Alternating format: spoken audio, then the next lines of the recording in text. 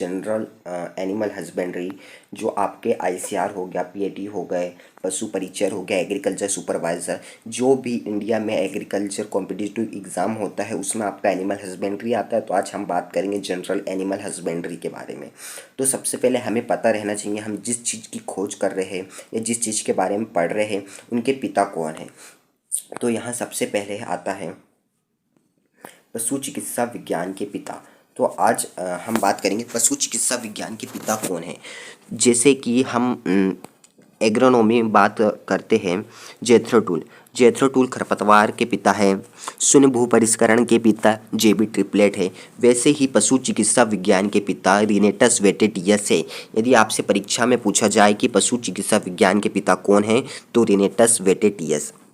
अब उसके बाद हम आते हैं बारन, बायर या सेट। बारन, बायर या सेट हम किसे कहते हैं तो मैं आपको बता दूं, सेट जो पशुओं को रखने का आवास होता है। जैसे कि हम घर में रहते हैं, होम में रहते हैं, वैसे पशुओं को रखने का स्थान को हम बारन, बायर या सेट कहते हैं। इसमें गाय व भैंस को रखा जाता है। यदि आपके परीक्षा में पूछा जाए कि गाय एवं भैंस को रखने का स्थान को क्या कहते हैं, बारन, बायर, सेट, यह आपका सही आंसर आएगा। अब थर्ड नंबर पे चलते हैं हम, पोलीपेट। पोलीपेट क्या होता है? वे पशु जिनके खुर विभाजित होते हैं। विभाजित मतलब दो वर्गों में डिवाइड होते हैं। जैसे कि आपका इसमें आ जाएगा गाय, भेड़, बकरी। जिनके खुर दो भागों में विभाजित होते हैं वो पोलीपेट कहलाते हैं, और जिनके खुर एक ही में विभाजित होते हैं वो सोलीपेट कहलाते हैं। फोर्थ नंबर पे हम चलते हैं, स्प्रिंच। ऐसी गाय जो कुछ ही दिनों में ब्याने वाली हो। स्प्रिंच का मतलब होता है ऐसी गाय जो कुछ ही दिनों में ब्याने वाली हो।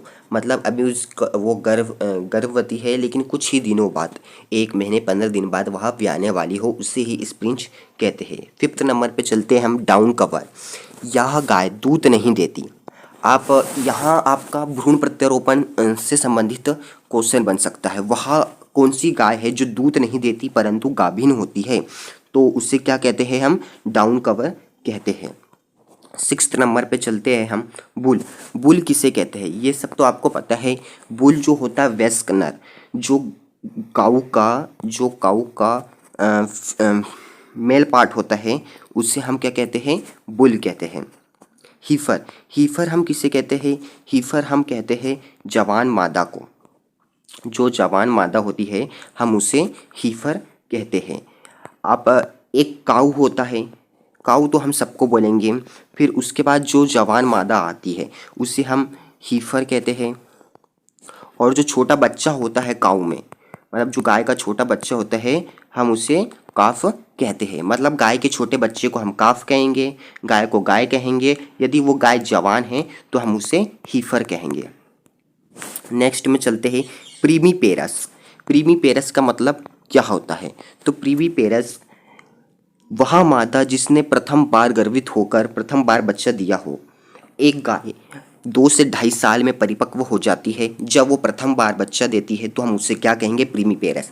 अगर आपसे ये क्वेश्चन आए, वह पशु जो प्रथम बार गर्भित हुआ है उसे हम किस परिकल्पना से जानेंगे, तो उसका सही आंसर आएगा आपका प्रीमी पेरस। अब 9th नंबर पे आते हैं हम, सर्विंग। सर्विंग क्या है? जैसे भेड़ में मेटिंग होती है वैसे गाय भैंस में सर्विंग होती है। यह उनकी एक मैथुन समागम की प्रक्रिया है। 10 नंबर में चलते हैं हम, वेलोविंग। यह क्वेश्चन जेट हो गया, आईसीआर हो गया, एमपीएटी में अक्सर पूछा जाता है कि वेलोविंग क्या चीज़ है। तो वेलोविंग आपका गाय द्वारा बोलने की आवाज़, जैसे कि मैं बोल रहा हूँ, इससे इसको कुछ अलग भाषा में बोला जाता है। वैसी गाय भैंस अगर बोलती है तो हम उसे वेलोविंग कहते हैं। 11th पे चलते हैं हम, हर्ड। हर्ड क्या होता है? जैसे पशु समूह में रहते हैं वैसे गाय भैंस भी समूह या झुंड में रहती है। उसे हम क्या कहते हैं? उसे हम हर्ड कहते हैं। 12th नंबर की टर्मोलॉजी में चलते हैं, गाय में क्रोमोसोम की संख्या। मैं आपको बता दूं, गाय जो होती है 2 प्रकार की होती है। एक गाय का बॉटनिकल नेम बोस इंडिकस होता है और एक गाय का बॉटनिकल नेम बोस टोरस होता है। जो बोस टोरस होती है वो विदेशी गाय होती है, और जो बॉस इंडिकस होती है वो इंडियन गाय होती है। तो गाय का गुणसूत्र संख्या 60 होती है। और अगर आपसे पहचान में आ जाए कि विदेशी गाय के लक्षण लिखिए, पेपर में आ जाए, तो विदेशी गाय का जो कुबड़ रहता है वो अनुपस्थित होता है। विदेशी गाय में दूध तो अच्छी अधिक मात्रा में देती है गाय, परंतु उसमें वसा प्रतिशत बहुत कम होता है। 11th में चलते हम। केटलो, केटलो किसे कहते हैं? गाय व भैंस के मध्य संकरण, क्रॉसिंग को ही हम केटलो कहते हैं। 4th नंबर पे चलते, 14 नंबर पे। गाय में कुल कितने दंत होते हैं, कितने दांत होते हैं, टीथ होते हैं? गाय, भैंस में और भेड़ में आपको इन तीनों में 32 दांत मिलेंगे। यदि क्वेश्चन में आ जाए गाय, भैंस, भेड़ में कितने दांत होते हैं, तो 32 दांत होते हैं। आप ये मत सोचिए कि सरल सरल चीज़ है। MPPAT, ICR, एग्रीकल्चर सुपरवाइजर, सब में यह क्वेश्चन आते हैं। तो मैं जो जो आपको बता रहा हूँ ये आप अच्छे से पढ़िए, आपको इसकी PDF भी मैं प्रोवाइड करा दूंगा।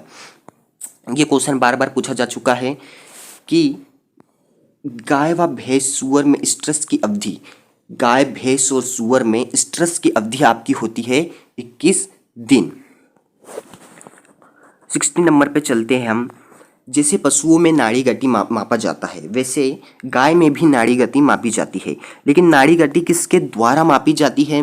कौन सी वह धमनी है, उस धमनी का नाम बताइए। यदि आपसे ये पेपर में आ गया तो कॉक्सियल, कॉक्सियल धमनी द्वारा ज्ञात की जाती। क्या ज्ञात किया जाता है? नाड़ी गति। आपकी जो नाड़ी गति है वो किसके द्वारा ज्ञात की जाती? कॉक्सियल धमनी। क्वेश्चन ये आ जाए कि कॉक्सियल धमनी का क्या कार्य है, तो यह पशु में नाड़ी गति ज्ञात करता है। अब मैं आपको बता दूं, नाड़ी गति ना ही उसके पैरों से, हृदय से मापी जाती, नाड़ी गति उसकी पूंछों से मापी जाती है। केरोटीन, केरोटीन आपको पता भी होगा और ये कई बार एग्जाम में पूछा जा चुका। केरोटीन का मतलब होता है गाय के दूध का पीला रंग। आपने जैसे कि देखा होगा, जो गाय रहता है उसका दूध एकदम पीला रहता है और जो भैंस रहती है उसका दूध सफ़ेद होता है। तो आपसे पूछा जाए कि गाय का दूध पीला दिखाई देता है, इसका प्रमुख कारण लिखिए। तो इसका प्रमुख कारण आपका क्या है? इसका प्रमुख कारण आपका केरोटीन है। 18 नंबर पे चलते हम। केसिन। अब जैसे कि मैंने आपको बताया गाय का दूध पीला दिखता है और भैंस का दूध सफ़ेद दिखता है। तो भैंस का दूध सफ़ेद क्यों दिखता है? केसिन के कारण दिखता है। यदि आपसे पूछ लिया जाए केसिन क्या है, तो केसिन आपका एक प्रोटीन है। केसिन एक प्रोटीन है जो दूध में, जो कुल प्रोटीन का, केसिन आपके कुल प्रोटीन का 83% भाग है। आपसे अगर पूछा जाए कि केसिन क्या है, तो केसिन भैंस के दूध में सफ़ेद रंग का कारण है। केसिन क्या है, दूसरा क्वेश्चन आया तो केसिन एक प्रोटीन भी है। केसिन का प्रोटीन प्रतिशत 83% है मिल्क में। यदि मिल्क में 4% प्रोटीन पाया जाता है तो उसी प्रोटीन में 83% केसिन पाया जाता है। 19 नंबर पे चलते हैं हम। भारतीय गायों में सबसे भारी नस्ल, मतलब आपको बताना है जो सबसे भारी नस्ल है। तो सबसे भारी नस्ल कांकरेज है।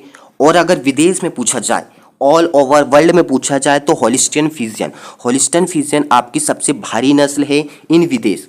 विदेश में आपकी सबसे भारी नस्ल है हॉलिस्टियन फ्रीजियन। और अगर इंडिया की बात आए तो कांकरेज। आप हम यहाँ से एक और चीज़ पढ़ लेते हैं।